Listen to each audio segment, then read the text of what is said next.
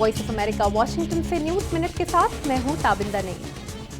France में security forces अपनी तारीख की सबसे बड़ी फौजी कार्रवाई में मसरूफ हैं। शुमाल मशरकी पेरिस के एक प्रिंटिंग हाउस में 2 अफराद ने एक शख्स को यरगमाल बना रखा है। ख्याल है कि ये दोनों फ्रांसीसी रिसाले के दफ्तर पर हमले में मतलूब हैं। पेरिस के मशरकी इलाके में भी एक मुसल्लह शख्स ने 5 अफराद को यरगमाल बनाया हुआ है।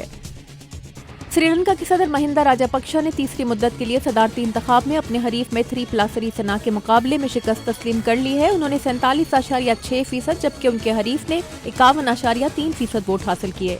अमेरिका ने यूरोप में अपने 1 दर्जन फौजी अड्डे बंद करने का ऐलान किया है। इससे महकमा दिफा को $500 मिलियन सालाना की बचत होगी। सऊदी अरब में एक इंटरनेट ब्लॉगर को, जिन्हें साइबर क्राइम और तौहीन मजहब के इल्जाम में 1000 करोड़ 10 लाख रियाल जुर्माने और 10 साल कैद की सजा हुई थी, जद्दा की एक मस्जिद के बाहर खुलेआम 50 कोड़े मारे गए हैं। अमेरिका ने सऊदी अरब से सजा पर नजरसानी की अपील की है।